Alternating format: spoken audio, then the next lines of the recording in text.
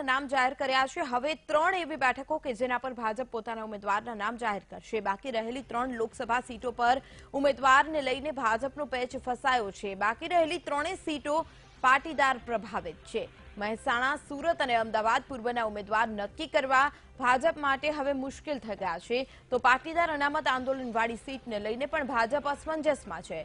મહેસાણામાં નીતિનભાઈ પટેલ જૂથ કે સંગઠનના જૂથ વચ્ચે અસમંજસ છે। સુરતમાં પાટીદાર કે સુરતી વચ્ચે ગઠબંધનમાં મુકાય છે ભાજપ। તો ઉમેદવારોના નામ પણ અનેક છે, દાવેદારોના નામ, પરંતુ કોને ઉમેદવાર જાહેર કરવો તેને લઈને મુશ્કેલીમાં છે ભાજપ। મહેશ સવાણી અને દર્શનાબેન જરદોશના નામ વચ્ચે ગડમથલ થઈ રહી છે। આખરે રિપીટ ઉમેદવારની કરવા કે પછી કોઈ નવા ચહેરા પર વિશ્વાસ મૂકવો તેને લઈને મથામણ ચાલી રહી છે। તો અમદાવાદની વાત કરીએ તો અહીં પાટીદાર અને બ્રાહ્મણ ઉમેદવારને લઈને ચર્ચા ચાલી રહી છે। વધુ વિગતે વાત કરવા સંવાદદાતા રાજેન્દ્ર જોડાઈ ગયા છે। રાજેન્દ્ર, 3 બેઠક જેના પર દરેક બેઠક પર 2 કે 3 દાવેદાર છે, જેને લઈને ભાજપ અસમંજસમાં છે। કેટલા કપરા ચઢાણ?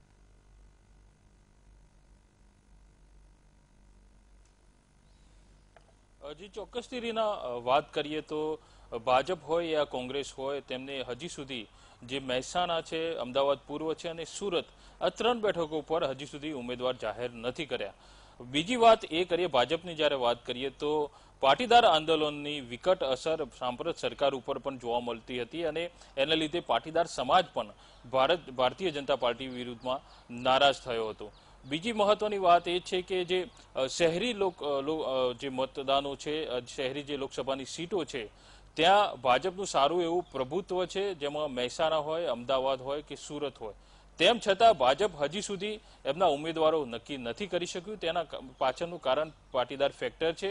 સુરતની વાત કરીએ તો સુરતની અંદર 65% વસ્તી પાટીદારોની જોવા મળી રહી છે અને પાટીદાર આંદોલન વખતે પણ સુરતમાં સૌથી વધુ પ્રભાવિત થયું હતું। અત્યારે જે વાત સામે આવી રહી છે કે સુરતમાં દર્શનાબેન જરદોશ જે છે એમને રિપીટ નહીં કરવામાં આવે, એની સામે બીજો એક નવો ઉમેદવાર ભાજપ ઉતારી શકે છે। પરંતુ જે નવો ઉમેદવાર હશે એ પાટીદાર સમાજમાંથી હશે અને પાટીદાર ઉમેદવાર હશે।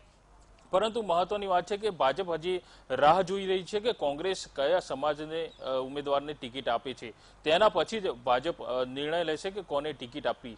પરંતુ વાત કરીએ સુરત લોકસભા સીટની, તો સુરત લોકસભા સીટમાં ખાસ કરીને સૌરાષ્ટ્રના જે પાટીદારો છે એમનું સારું એવું પ્રભુત્વ છે અને જો સુરત ઉપર ભારતીય જનતા પાર્ટી પાટીદાર ઉમેદવારને જો ટિકિટ આપે છે તો એની અસર સૌરાષ્ટ્રની અન્ય લોકસભા ઉપર પણ વર્તાશે। પરંતુ એની સામે જો કોંગ્રેસ મજબૂત પાટીદાર ઉમેદવારને ઉતારે છે તો જે ટક્કર હશે કાંટાની ટક્કર હશે।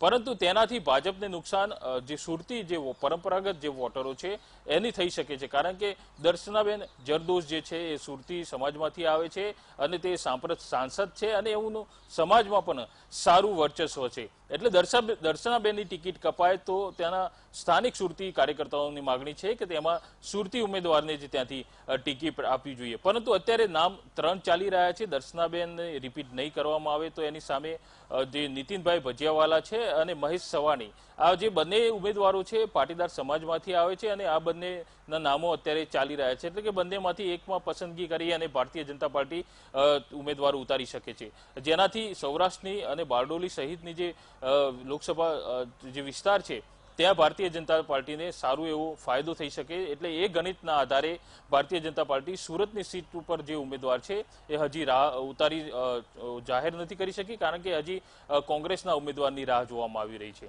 બીજી અમદાવાદ પૂર્વની વાત કરીએ તો અમદાવાદ પૂર્વ એ ભાજપની પરંપરાગત લોકસીટ છે અને આ લોકસીટ ઉપર ઉમેદવાર વડાપ્રધાન નરેન્દ્ર મોદી નક્કી કરતા હોય છે। પરેશ રાવલની પસંદગી પણ એ પ્રમાણે જ થઈ હતી અને 2019માં પણ ઉમેદવારની પસંદગી નરેન્દ્ર મોદી જ કરવાના છે। એટલે કે આ જે વિસ્તાર છે એ પરંપરાગત રીતે જોઈએ તો ભારતીય જનતા પાર્ટીની તરફેણમાં છે, પરંતુ ત્યાં પાટીદાર અને બ્રાહ્મણ સમાજ એટલે કે બંને જે સમાજ છે એના વચ્ચે માંથી કયો ઉમેદવાર ઉતારવો એ ભારતીય જનતા પાર્ટી માટે અત્યારે મોટી મુશ્કેલી બની ગઈ છે। જી આભાર રાજેન્દ્ર, તમામ વિગત લઈને।